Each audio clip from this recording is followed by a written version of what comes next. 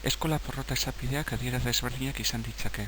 Porrotaren eragile batzuk ez daude gure esku. Esaterako gizartea, gurasoak, hezkuntzaren antolakuntza, ikaslaren arazo kognitibo edo psikologikoak. Eskoletan eduki dugun 40% porrota da guk, irakasleok, kudeatu behar duguna. Argi dago kultura eta neurri batean zibilizazioa bera aldatzen ari zaigula. Denbora berriek bitarteko berriak ekarri dizkigute. Argi omen daukagu ere, irakasteko era bera aldatu egin behar genukela, baina metodologia aldatu arren ebaluazioak berean dirau, alderdi memoristiko utza landuaz. Bizimodu zaharraren ezaugarria zen norbanakoaren gain jartzea memoriaren ardura bakarra. Baina gaur egun gure burmuinak ematen dizkigun bidetatik aparte ere, badaukaguen askin gisa erabiltzen dugun memoria, aldean eramaten hasi garena inguruan ditugun bitartekoetan, internet, sare sozialak eta bar.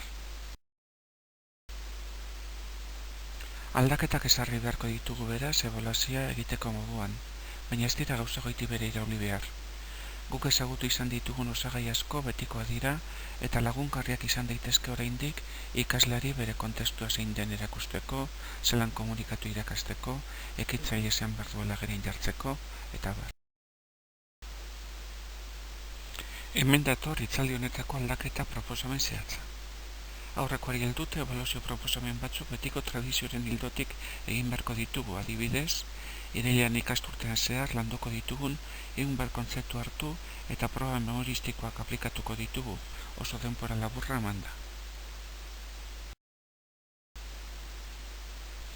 Baina beste proba batzuk liburuekin, apuntekin, ordenagailuekin lagundute egin daitezke.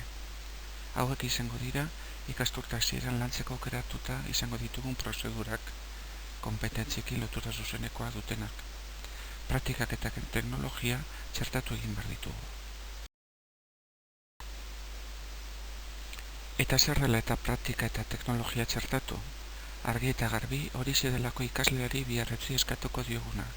Gauzak egiten jakin dezala, hau da, bizitzak ekarriko dizkion arazoak modu praktikoan konponditzala.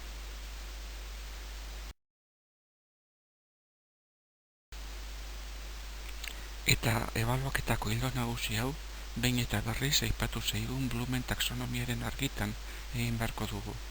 Haren piramide gogoan daukagula, ikaslari mailari maila, oinarritik hasi eta prozedura konplexuenetan eskarmentua emanez.